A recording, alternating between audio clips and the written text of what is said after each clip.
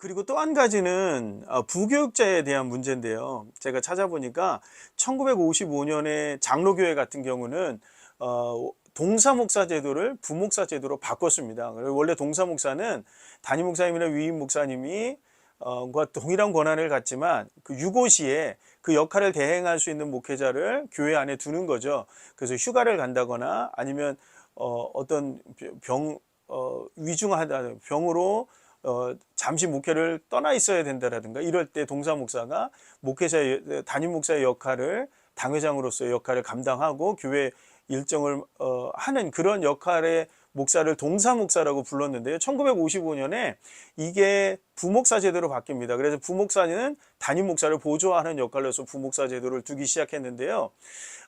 부목사를 그러니까 어떤 직급으로 바꿔놓은 거냐면 수직적인 구조로 바꿔놓은 거예요. 담임 목사 밑에 부목사, 부목사 밑에 교육목사, 뭐 이런 식으로. 그러다 보니까 부교육자들이 느끼는 건 뭐냐면 목사로서 하나님 앞에 부르심을 받았는데 목사가 아니라 어떤 비서 정도의 역할, 목회를 배운다고는 하지만 어떤 생존의 문제, 자꾸 이런 식으로만 넘어가다 보니까 목회자의 질적 수준이라고 하는 것들이 점점 약해지는 그런 것들이 될 수 있다라고 하는 거죠. 저는 조금 더 한 가지 고민해 봐야 되는 한국교회가 이 동사목사 제도 다시 한번 좀 고민해 봐야 될 것 같고요. 저는 부목사 제도는 조금 더 이제 좀 개혁이 좀 필요하다라고 생각을 합니다. 좀 변화가 필요하고요. 교회 안에 부목사 이렇게 해서 직급으로 성도들까지 부목사님 이렇게 하는 거 저는 반대합니다. 목사님이에요. 목사님이고 하나님이 목회자로 부르신 거지 부목사로 부르신 건 아니거든요. 그리고 최근에 담임 목사, 위임 목사 또 이렇게 나누어지는 것들이 있는데 그거는 교회 조직의 헌법의 편의상 이 목사님이 임기를 3년마다 허락받는 것이 아니라 위임 목사를 통해서 안정적으로 끌고 가게 하기 위해서 위임 목사지 목사의 직급이 아니거든요. 근데 많은 분들이 자꾸 위임 목사, 담임 목사를 직급으로 나누고 그리고 부목사를 직급으로 나눠서 수직적으로 생각을 한다라는 거죠. 저는 한국교회에 자꾸 이렇게 되어지는 부분들에 대해서 수직적 구조가 만들어지는 것에 대해서는 굉장히 비판적으로 이해하고요. 그리고 또 한 가지는 뭐냐 하면 조금 더 교회가 민주적이어야 된다라고 하는 것을 말씀드리고 싶습니다. 왜 이런 말씀을 드리냐면 모든 결정이 담임 목사와 당회 안에서 모든 결정이 이루어지는 것들은 올바른 교회의 모습이 아니에요. 원래 교회는 지금의 어떤 우리 민주주의적인 제도가 장로교 정치제도로부터 온 거거든요. 그래서 대의민주주의 제도처럼 공동의회가 최고의 권한을 갖고 있는 거고요.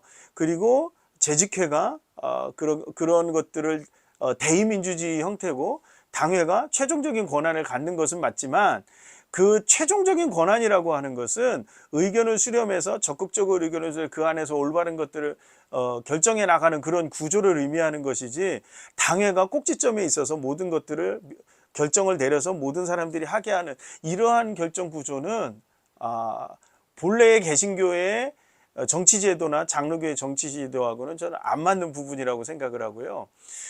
교회가 조금 더 민주적인 제도로 나가기 위해서는 목사 중심의 어떤 교회 운영이 아니라 리더십들을 세우고 그 리더들과 평신도들이 토의하고 토론하는 가운데서 교회를 운영해 나가고 그런 과정 속에서 교회가 하나님 보시기 아름다운 모습으로 어떻게 끌고 갈 수 있을 것인가를 고민하는 그런 교회의 모습이어야 된다는 거죠.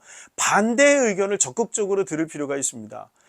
왜 우리가 결정했는데 반대할 수 있는 거거든요. 설득이 안 된다라고 하면 여러분 교회의 어떤 결정들을 진행하지 마십시오. 오히려 설득되어지고 합의되어 것들 늦어져도 상관이 없는 거거든요. 그건 하나님의 역사 가운데 만들어요. 그래서 어떤 정책을 만들 때는 성도들이 충분히 이해하고 받아들일 수 있을 때까지 설득하고 그들이 함께 갈 수 있도록 구조를 만들어가는 그런 교회의 모습을 우리가 만들어갈 수 있을 때 국가라든가 사회 안에 우리가 그러한 민주적인 교회의 모습, 민주주의가 무엇인지를 가르칠 수 있는 교회의 모습이 될 수 있을 거라고 생각을 합니다. 한국교회는요, 초기부터 선거제도를 시작했잖아요. 그 선거를 통해서 사람을 뽑았거든요.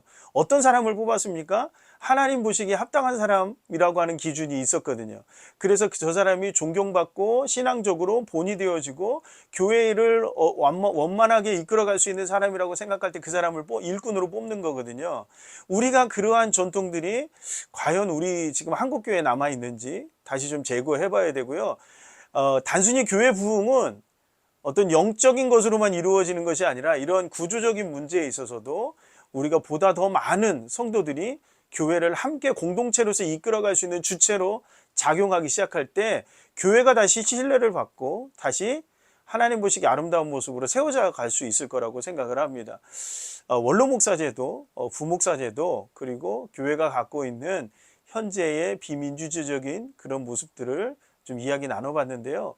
제가 왜 이 이야기를 나눴냐면 원로 목사제도와 부목사제도 현재 한국교회의 난맥을 보여주고 있는 몇 가지 문제, 세습의 문제를 벗어나서 원로 목사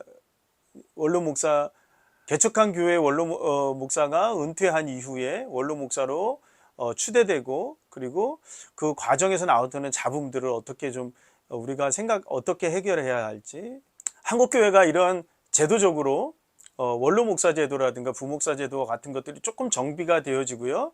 그리고 한국교회 행정 조직이라든가 여러 가지 구조적인 문제들에 있어서 민주주의적인 요소들이 조금 더 활성화되어지고 다시 회복될 수 있을 때 교회를 찾는 새롭게 유입되어지는 젊은 세대들이 조금 더 교회를 신뢰할 수 있게 되고 교회가 갖고 있는 특징들을 개신교회는 어떤 교회의 모습을 가지고 있는지 그것에 대해서 신뢰할 수 있을 거라고 생각을 합니다. 개신교회는 천주교회하고 다르거든요. 더 민주적이고 더 많은 의견을 나눌 수 있고 설득과 토론의 과정들을 거쳐야 하는 것이 개신교회라고 하면 이런 개신교회의 특징들이 잘 드러날 때 다음 세대들이 조금이라도 더 교회를 신뢰할 수 있는 모습으로 한국교회 공동체들이 세워질 수 있을 거라고 생각합니다.